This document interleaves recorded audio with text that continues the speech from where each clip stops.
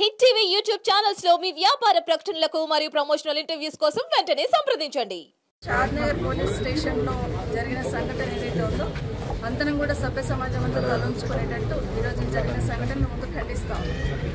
గౌరవ కేసు మహిళని అందులో ఒక దళిత బిడ్డని పోలీస్ స్టేషన్లో తీసుకెళ్లి థర్డ్ డిగ్రీ ప్రయోగించేటంత నేరం ఏం జరిగింది అక్కడ ఒకసారి ఇమీడియట్గా వెళ్ళినంటే మమ్మల్ని ఇక్కడ పంపించడం జరిగింది.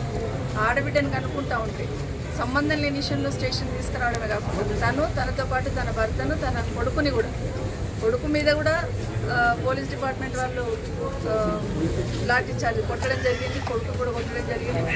అదేవిధంగా వాళ్ళ హస్బెండ్ కొట్టడం జరిగింది. తననైతే అవమానకరంగా తను చెప్పలేని పరిస్థితులు చెప్తా ఉన్న పరిస్థితులలో అవమానకరంగా పేపర్లో కూడా ఈరోజు రాశారు.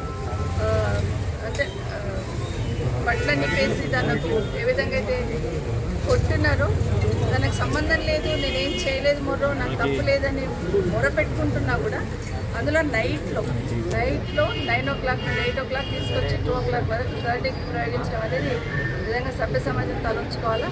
ఇప్పటికైనా అసలు ఇన్ని సంఘటనలు జరుగుతూ ఉన్నాం.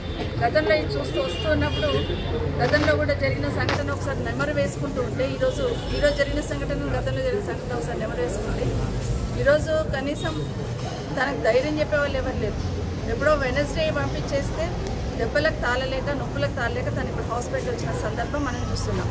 సంఘటన జరిగిందని నాకు అర్థమైంది ఏంటంటే వెనస్డే ఇన్సిడెంట్ జరిగితే అసెంబ్లీ జరుగుతుంది కాబట్టి కోపంగా ఉంచి వదిలేసినట్టు సందర్భం కనిపిస్తూ ఉంది.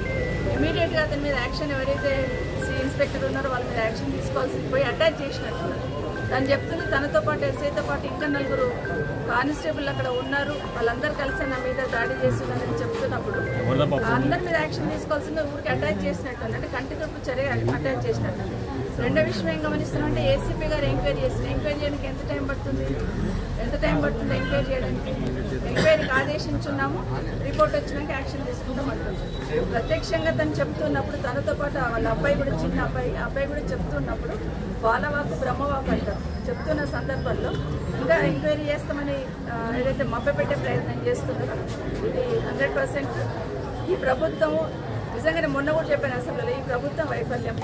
లా అండ్ ఆర్డర్ మెయింటైన్ చేయాలని ఆలోచన ఉండదు. రాష్ట్రంలో ఏదైనా సంఘటన అవుతుందంటే కనీసం దాన్ని రివ్యూ చేద్దాం, యాక్షన్ తీసుకుందాం ఆలోచన ప్రభుత్వం ఉన్న పెద్దలకి లేదు.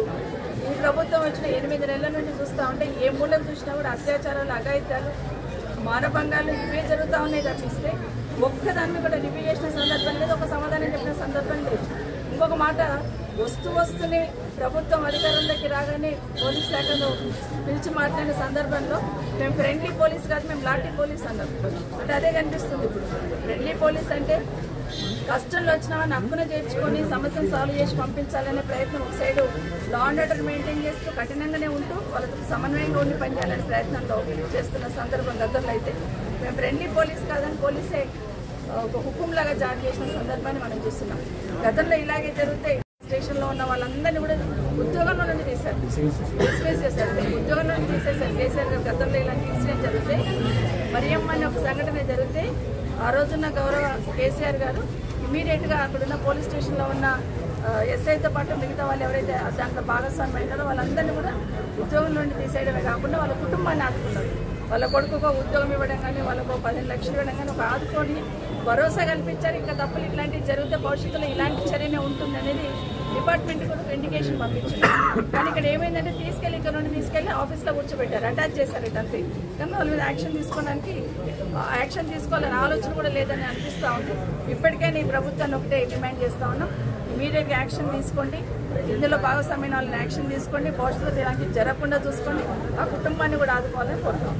హిట్ టీవీ యాప్ ని డౌన్లోడ్ చేసుకోండి. ఇందులో short news, live news, entertainment movies అన్ని అవైలబుల్ గా ఉన్నాయి. Please download Hit TV app. Hit TV app hit TV app ని ఫ్రీగా డౌన్లోడ్ చేసుకోండి.